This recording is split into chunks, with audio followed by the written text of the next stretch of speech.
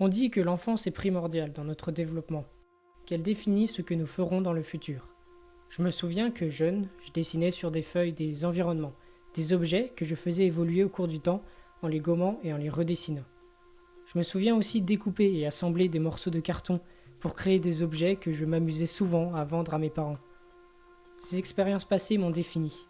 J'ai développé au fil des années un amour pour la création dont je souhaite faire mon avenir.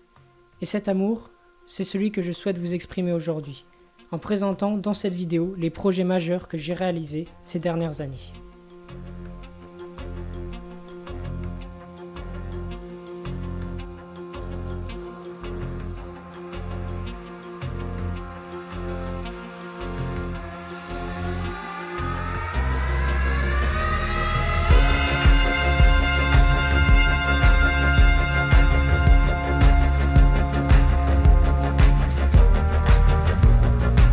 De la simple feuille, je suis passé à la bande dessinée. Puis, en 2014, je me suis lancé dans la folle entreprise d'adapter une de mes bandes dessinées, Robot, en un film d'animation 2D dessiné à la main. J'étais un grand fan de Hayao Miyazaki, et je souhaitais faire mon propre dessin animé au crayon de papier et à la gomme. J'ai alors imaginé, puis construit avec mon père, un trépied pouvant déplacer ma caméra sur 3 axes, de manière précise et lente. Ce trépied m'a permis d'obtenir une meilleure qualité d'animation, ainsi que des mouvements de caméra complexes.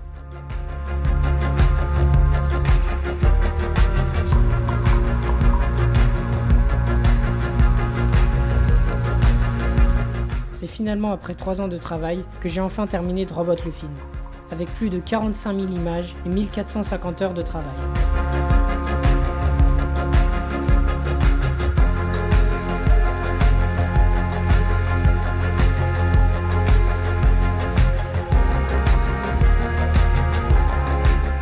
En parallèle à l'animation 2D, je me suis intéressé à l'animation 3D. J'ai d'abord essayé le logiciel Blender, puis Cinema 4D. Dès lors, je n'ai cessé de créer et d'apprendre à l'aide de nombreux tutoriels sur internet. Fan de Star Wars, et plus particulièrement de la série Star Wars The Clone Wars de Dave Filoni, j'ai toujours rêvé de raconter ma propre épopée spatiale, Sphéros. C'est donc dans cette direction que se sont orientés mes nombreux projets au fil des années. J'ai créé mes premiers modèles, puis ma première animation en 2018. J'ai ensuite découvert le moteur de rendu Redshift et j'ai créé mes premiers matériaux et textures complexes. En 2019, j'ai publié une nouvelle animation avec mon nouvel environnement et de nouveaux modèles, notamment un personnage que j'avais modélisé et animé manuellement à l'époque.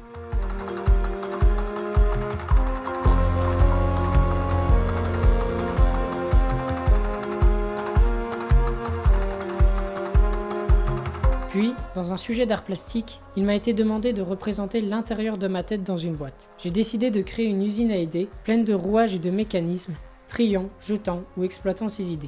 Je voulais que celle-ci allie l'esthétique à la fonction. La machine est donc supposément fonctionnelle, chaque rouage entraînant un autre et les nombreux éléments de la boîte. J'ai ensuite fait de ce projet un court-métrage d'animation 3D, La boîte à rêves.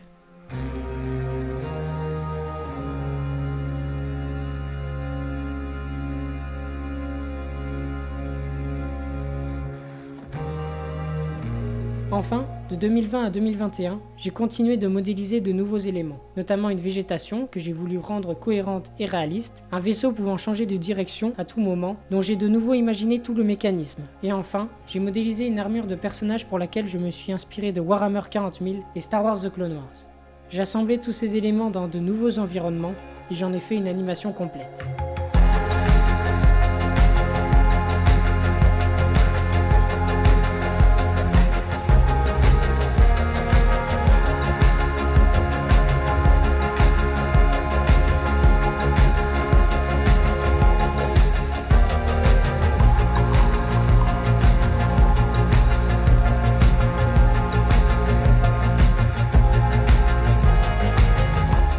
J'ai également utilisé Cinema 4D pour d'autres objectifs.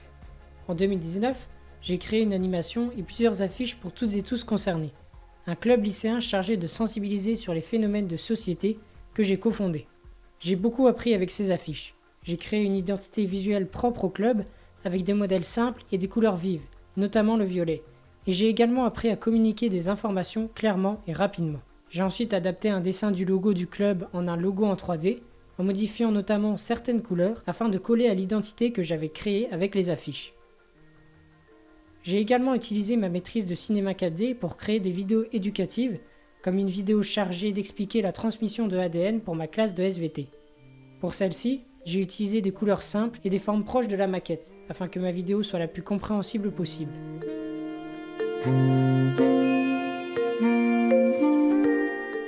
Cette expérience, combinée à toutes les autres, m'a fait découvrir une passion pour le monde du design graphique, de l'interactivité et de la communication.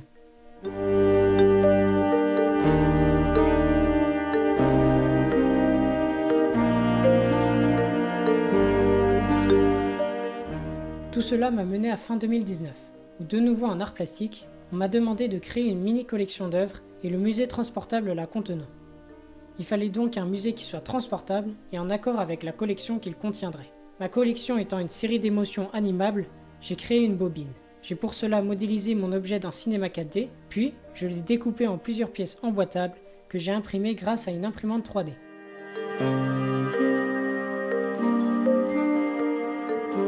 Cela a été pour moi l'occasion de designer entièrement un objet et de le tester. La première version de la bobine a eu de nombreux problèmes et je l'ai améliorée avec de nouvelles pièces.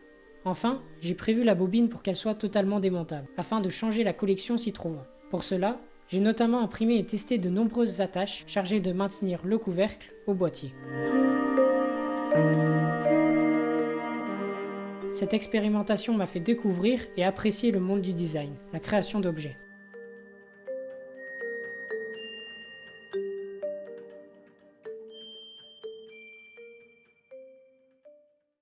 Ces expériences ont défini, selon moi, qui je veux être. Grâce à ces créations, j'ai découvert le monde du design.